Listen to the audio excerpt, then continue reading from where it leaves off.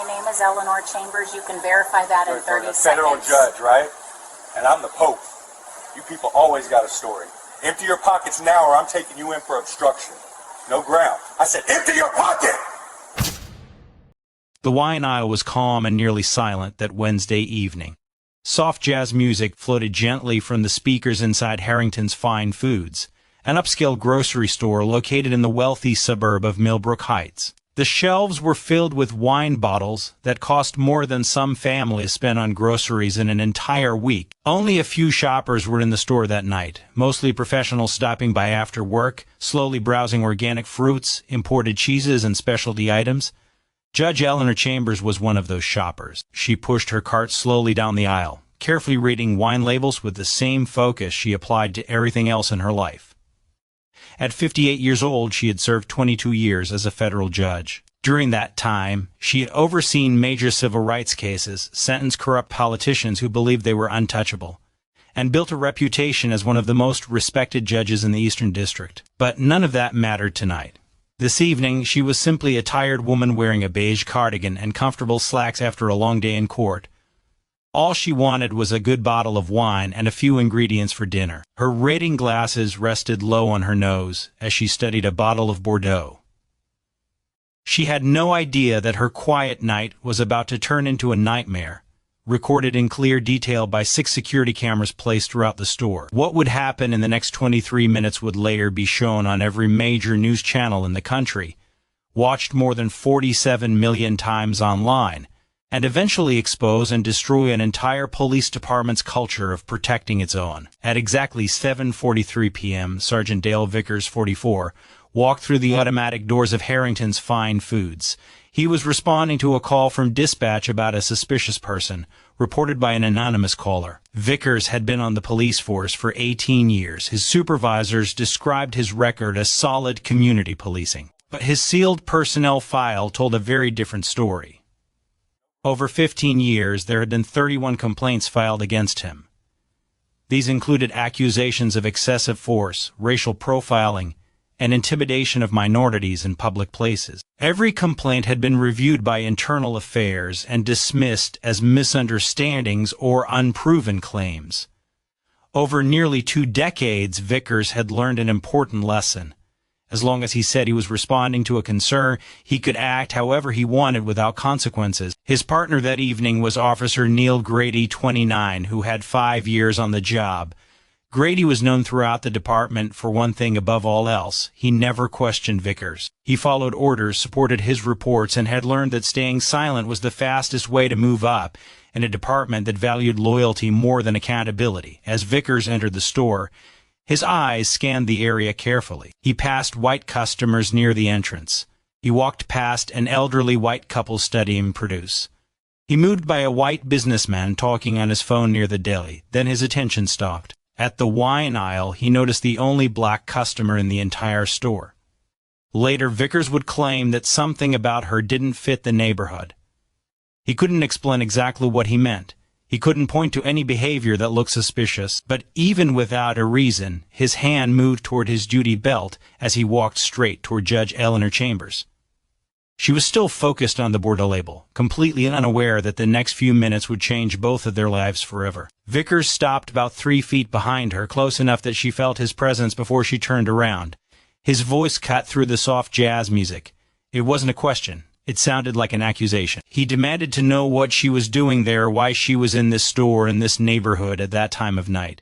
Chambers calmly placed the bottle back on the shelf and turned to face him. Her expression was steady but confused. She explained that she was shopping, that she lived just 12 minutes away, and that she stopped at this store regularly on her way home from work. It was an explanation no one should ever have to give just for being in a grocery store. Still, she spoke with the calm confidence she had developed over 22 years of handling tense courtrooms. Vickers wasn't satisfied. He demanded to see her identification, his hand drifting toward the taser on his belt, in a clear attempt to intimidate her. Chambers asked a simple and lawful question. Why did she need to show ID if she hadn't done anything wrong? It was a reasonable question, protected by the Constitution, and one any citizen had the right to ask. But Vickers saw it as defiance. To him, it was a challenge to his authority, and he couldn't allow that. Behind him, Grady shifted uncomfortably. He could sense that something was wrong, but he said nothing and did nothing, failing in one of the most basic duties of a police officer. Drawing on decades of staying calm under pressure, Chambers slowly reached toward her purse to get her wallet. Her movement was careful, slow, and non-threatening. But before her fingers touched the leather, Vickers shouted at her to freeze. His voice echoed through the store as he claimed she was reaching for a weapon. Chambers stopped immediately. She raised both hands to shoulder level, palms open and clearly visible. She calmly explained that she was only trying to follow his order and provide identification. The contradiction was clearly captured by 3 different security cameras. An officer demanded ID, then treated the act of providing it as a deadly threat. What happened next would be replayed for years in courtrooms, on television, and in police training sessions. It would be used as a powerful example of everything that was broken in American policing. Vickers grabbed Judge Chambers by the shoulder, roughly spun her toward the wine shelf.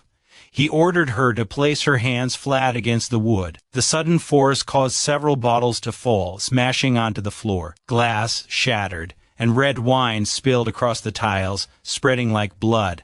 The loud crash made other shoppers turn in shock. A stock clerk dropped what he was carrying. Grady took an unplanned step backward, but Vickers continued. He kicked Chambers' feet apart with his boot, forcing her into a position that was both humiliating and dangerous. He then began a pat-down search that went far beyond standard procedure. His hands were rough and invasive, clearly meant not to find weapons but to assert control and cause shame. As he searched her, Vickers muttered comments that the security cameras captured clearly. He said that you people always have excuses.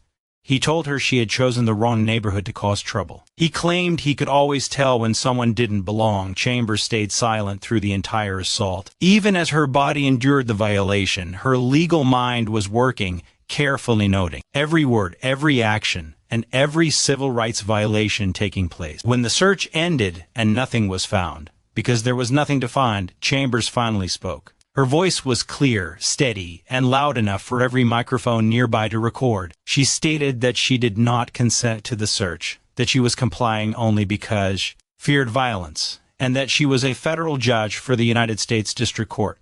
Vickers laughed. The sound was harsh and mocking. "Sure you are, sweetheart," he said, "and I'm the President of the United States." By now, the disturbance had drawn attention from across the store. The broken bottles, the raised voices, and the heavy tension pulled shoppers from other aisles as if they were being drawn by gravity. Ordinary Wednesday evenings suddenly collided with a moment none of them would ever forget. Dorothy Ashworth, 71, a retired schoolteacher who had spent 40 years educating children in public schools, stopped her cart at the end of the aisle. She watched in growing horror, her hand moving to her chest, as she saw a woman her own age pressed against a shelf, treated like a criminal, while wine pooled around her feet. Nearby, a young couple, Ethan and Mira Oy, both in their late 20s and still wearing hospital scrubs from their shifts at Millbrook General, immediately understood what they were seeing. Without speaking, they both pulled out their phones and began recording, capturing angles the ceiling cameras could not. Franklin Doyle, 54, a retired Marine Corps Master Sergeant, who had served 3 overseas tours and now worked as a logistics consultant, stepped closer than the others. His military posture was obvious, and his voice carried clearly through the aisle as he announced that what he was seeing looked like an unlawful assault on a cooperative civilian and that he was fully prepared to give a sworn statement about it. Vickers' head snapped toward the growing crowd, his face turning red with anger as his authority was openly challenged. He pointed sharply at the onlookers and warned them that anyone who didn't mind their own business would be arrested for obstruction of justice. He said he would personally make sure they spent the night in jail. Dorothy Ashworth did not move at all. Her voice remained calm and steady, carrying the quiet strength of a woman who had faced down stubborn teenagers for 40 years in the classroom. She said she knew wrong when she saw it, and what she was witnessing was deeply, unmistakably wrong. Grady's eyes jumped back and forth between his partner and the witnesses, the raised phones, and the situation spinning completely out of control, far beyond anything he could explain away in a police report. Judge Chambers had kept her composure through the illegal stop, through the humiliating search, and through the degrading comments about you people. She had stayed calm because that was what she had learned to do in courtrooms filled with hostile defendants and aggressive lawyers. Stay steady. Record everything. Let the truth speak for itself. Now that Vickers' search was over, and nothing had been found, she asked the only reasonable question left. Her voice was calm and clear as she asked if she was free to leave since she had committed no crime and his search had produced no evidence of wrongdoing. It was a lawful question, a constitutional question, the kind of question that should have ended the encounter with an awkward apology. Instead, it ended in violence. Something inside Vickers snapped.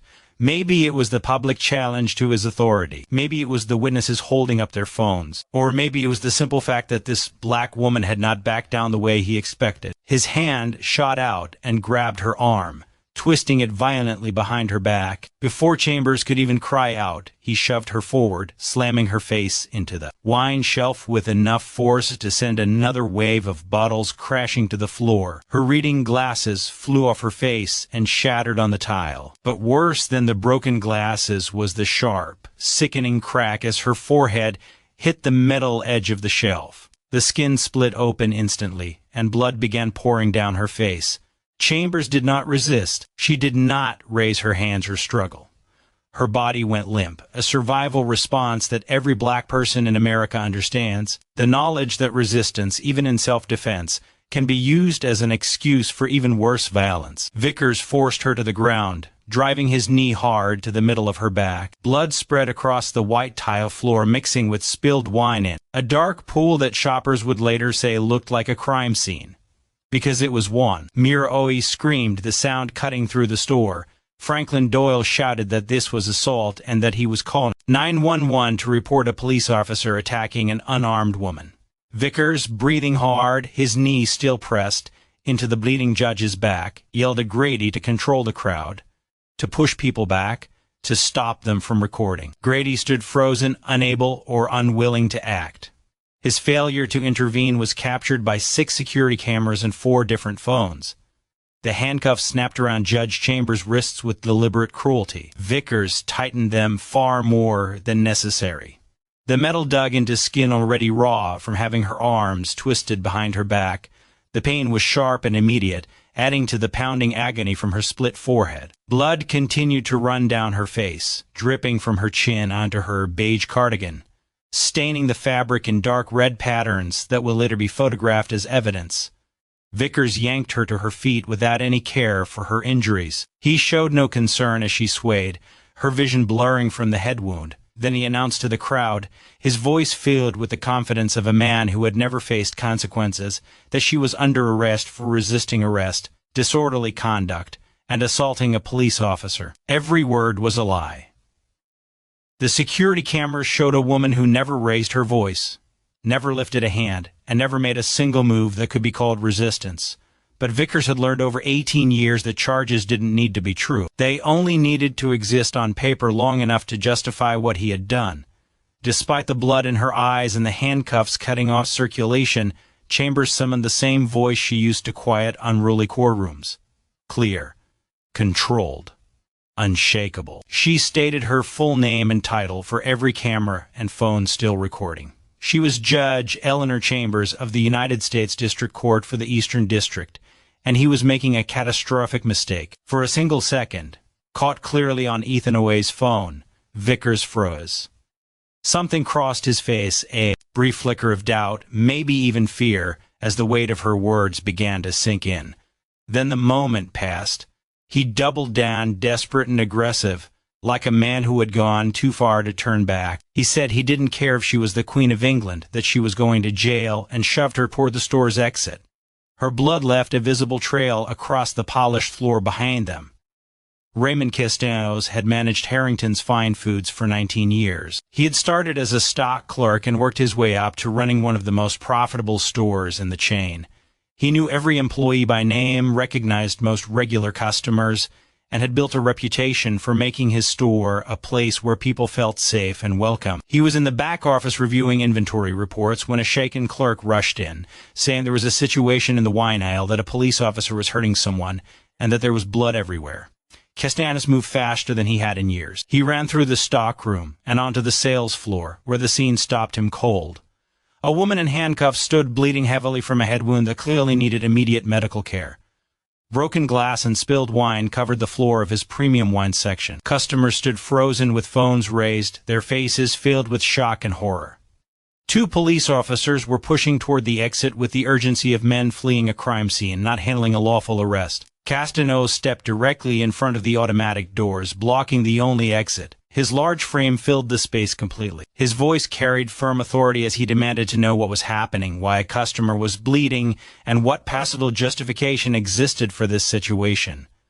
Vickers ordered him to move, threatening him with arrest for obstruction. Castaneau did not flinch. He said this was his store, that every inch of it was covered by 4K cameras with clear audio, and that no one was leaving until he understood why a woman was being dragged out while bleeding. Then he pulled out his phone and made 2 calls that would seal Vickers' fate. The first call was to corporate headquarters, warning them that a serious incident was happening and legal involvement would be needed immediately. The second call was to a number he had saved months earlier during a community safety program. It was a direct line to Police Chief Lenora Vance. As Castaneau calmly described exactly what he was seeing, the color drained from Sergeant Vickers' face. The balance of power inside that grocery store shifted completely. For the first time that night, the officer who had used his badge like a weapon realized he might not be able to lie his way out of this. 18 minutes after Castaneau ended the call, flashing lights cut through the darkness of the Harrington's parking lot. Police Chief Lenora Vance's unmarked vehicle pulled in quickly. Chiefs did not respond to routine calls. That was what captains and lieutenants were for. But something in Castaneau's controlled urgency had pushed Vance to grab her keys and drive across town herself. What she saw when she walked through the automatic door confirmed every instinct that had sent her there. A black woman in handcuffs, blood still soaking through a makeshift bandage pressed to her forehead. Sergeant Dale Vickers standing stiffly near the exit, his jaw tight, already preparing his defense. Officer Neil Grady standing beside him, pale and shaken, looking like he might vomit onto the shattered glass still covering the floor. And a crowd of at least 15 witnesses, many of them still holding phones that had recorded everything, their faces showing a mix of anger and expectation. Chief Vance had been police chief for 7 years, and she knew a disaster when she saw one. Her first question to Vickers was about his body camera footage. He claimed it had malfunctioned, that it hadn't been recording correctly, an excuse she had heard dozens of times from officers whose cameras seemed to fail only during serious incidents. She asked him to explain what had happened. Vickers immediately launched into a story about a suspicious person, about resistance, about fearing for his safety. His version of events was so full of holes that it contradicted itself twice within the first 30 seconds. Before Vance could respond, Dorothy Ashworth stepped forward from the crowd. At 71 years old, her moral authority was clear in every word she spoke. She said that the woman had told the officer she was a federal judge and that he had laughed directly in her face. The silence that followed was complete. Chief Vance's expression changed instantly, shifting from professional concern to something far more serious and far more dangerous for the 2 officers standing in front of her. She ordered the handcuffs removed immediately, her voice firm and final, and called for emergency medical assistance. Vickers opened his mouth to argue, perhaps to continue his full story, but Vance shut him down with a single look. It was a look that made it clear his career was now measured in hours, not years. The handcuffs were removed, revealing wrists already turning deep purple from how tightly the metal had been fastened. Paramedics arrived within minutes. Judge Chambers was helped into a chair as EMTs examined the deep gash on her forehead. They said it would require stitches and could leave a permanent scar. While the paramedics worked, Chief Vance ordered another officer to run the identification that had been taken from Chambers' purse during the illegal search. What followed would haunt Vickers for the rest of his life. The officer's voice came back over the radio, loud enough for everyone nearby to hear, confirming that Eleanor Chambers was exactly who she had said she was. Not just a judge, but a federal judge for the United States District Court for the Eastern District. Not just any federal judge, but one who had presided over 17 police misconduct cases in the past 5 years. One who had sentenced a corrupt county sheriff to 15 years in federal prison just 6 months earlier, a case that had made national headlines. One with direct professional connections to the Department of Justice, the FBI's Civil Rights Division, and nearly every major civil rights organization in the country. The color drained from Vickers' face until he looked like a ghost under the bright grocery store lights. Chief Vance walked personally over to Judge Chambers, who was still seated as paramedics cleaned the blood from her face. She apologized with a sincerity that everyone present recognized as genuine horror at what had happened under her command. Chambers listened, while holding gauze against her bleeding forehead. Then she responded with words that carried the full weight of her 22 years on the federal bench. She wanted every second of security footage preserved under proper chain of custody procedures. She wanted every witness statement recorded before anyone left the store. She wanted badge numbers, personnel files, and complaint histories for both officers. And she wanted Chief Vance to understand, without any uncertainty, that this incident would not be buried, minimized, or quietly settled. It would be prosecuted to the fullest extent of federal law. Vance turned to Vickers and Grady, her voice flat and absolute. Badges and weapons. Now, Vickers' hand trembled as he unclipped the badge he had worn for 18 years. The same badge he had used to intimidate countless people who lacked the power to fight back. He placed it into his chief's open hand. The videos went online before Judge Chambers had even finished getting stitches at Millbrook General Hospital. Ethan and Mira Oye uploaded their recordings to every platform they could think of: Twitter, Instagram, TikTok, Facebook, YouTube. Each post included clear descriptions of what they had witnessed. Within 6 hours, the footage had been viewed more than 2 million times. Within 24 hours, it passed 10 million. Within 48 hours, the number became impossible to track as the videos were downloaded, reposted, and shared across every corner of the internet. The store's security footage, subpoenaed by federal authorities within hours, was leaked to a major news network by someone whose conscience mattered more than their job security. Cable news channels played the assault on a constant loop: the shove, the impact, the blood, the handcuffs, all captured in devastating 4K clarity from multiple angles. Legal analysts who had spent their careers dissecting unclear police encounters said this one was different.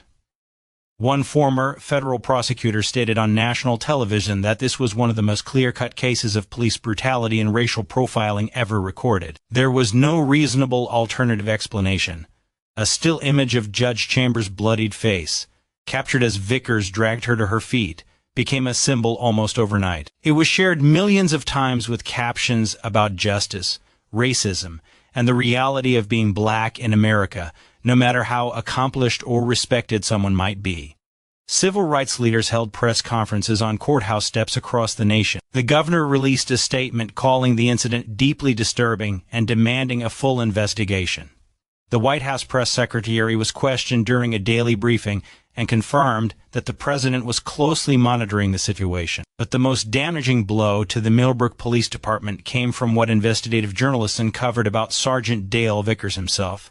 Those 31 sealed complaints were sealed no longer. They were leaked by insiders who had watched officers like Vickers operate without consequences for years. The pattern was unmistakable. Complaint after complaint from black residents describing the same behavior, the same language, and the same escalation from ordinary encounters to violence. Buried deep in city financial records, reporters found something the public had never been told. Over the past decade, the city had quietly paid more than $800,000 in settlements tied directly to Vickers' conduct. The truth was out, and there was nowhere left to hide. The FBI announced its civil rights investigation on a Friday morning. The press conference aired live on every major network. The special agent in charge stood at a podium framed by American flags and delivered a statement that sent shockwaves through law enforcement nationwide. This was not just an investigation into one officer. It was a full review of the Millbrook Police Department's patterns and practices regarding discriminatory policing.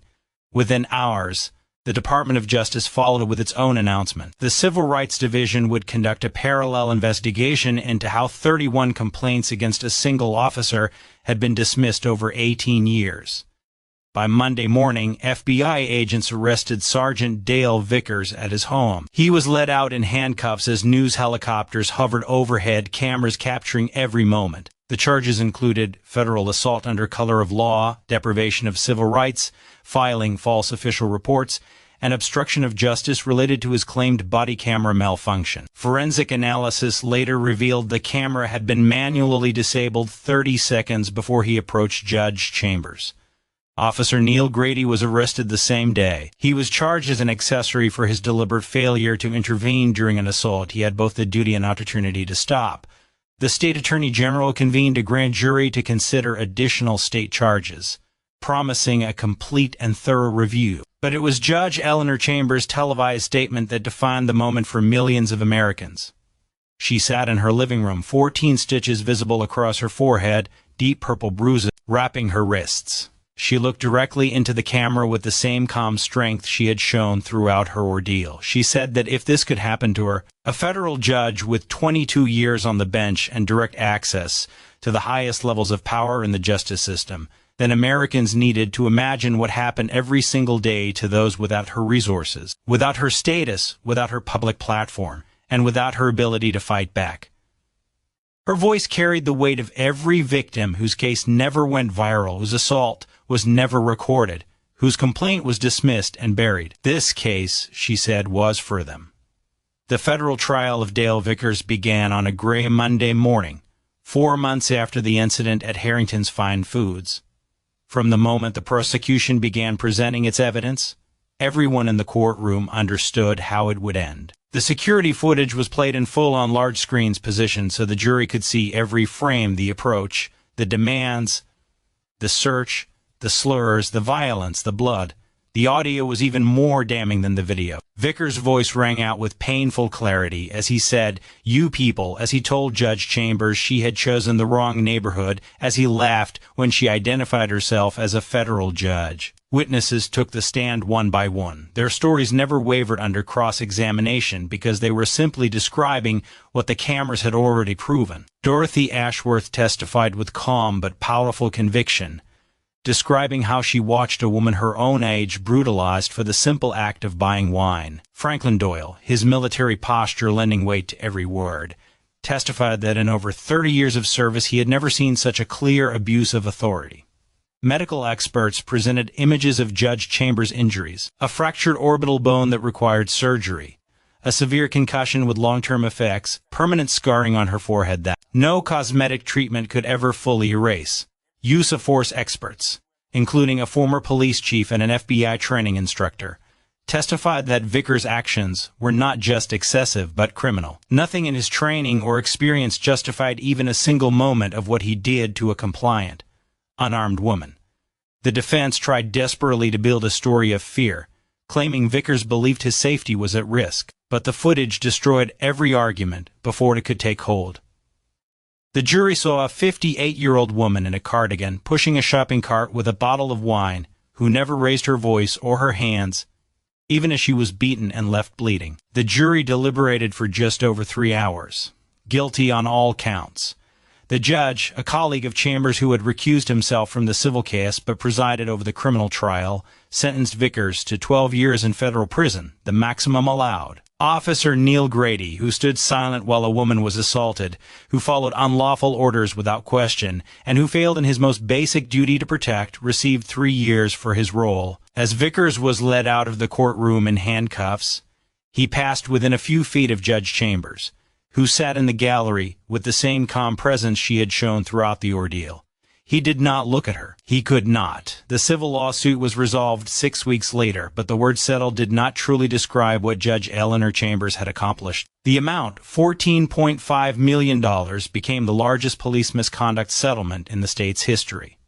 It made national headlines and sent shockwaves through city governments across the country. But money had never been her goal. She had enough. What she wanted was change, and she used every bit of her legal knowledge and moral authority to make sure she got it.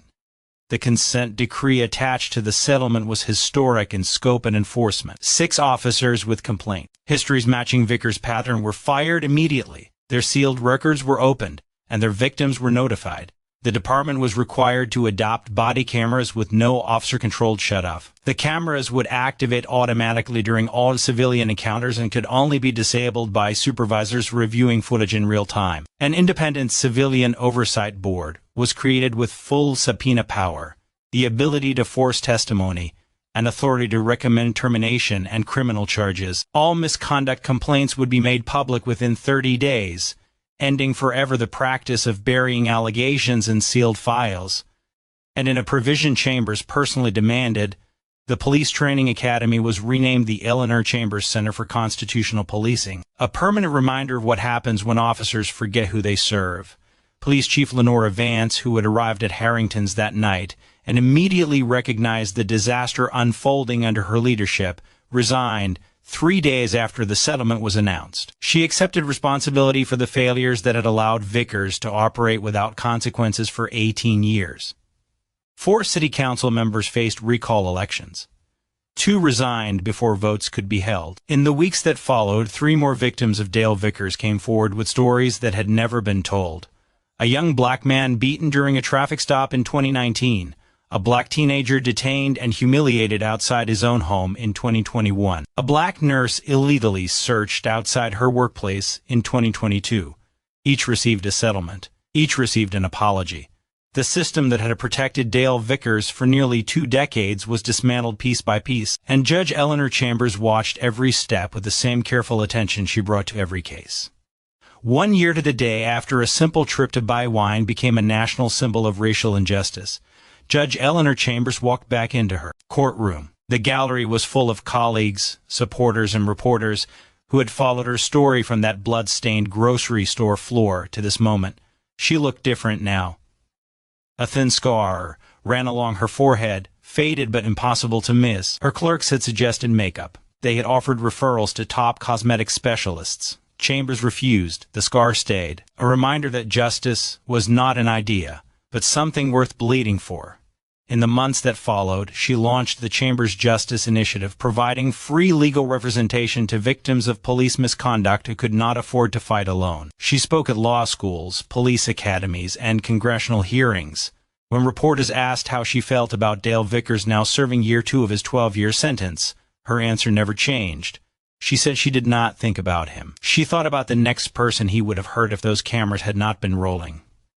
She thought about the 31 people who filed complaints before her, who had no viral videos, no public outrage, and no justice. This was never about her. It was about what happens in the dark when no one is watching. The documentary ended with footage that had become unforgettable. Vickers being led from the courthouse in handcuffs, the same restraints he once used on Judge Chambers. His head lowered as he was guided into a prison transport van. The screen faded to black, and white text appeared. 31 complaints. 18 years.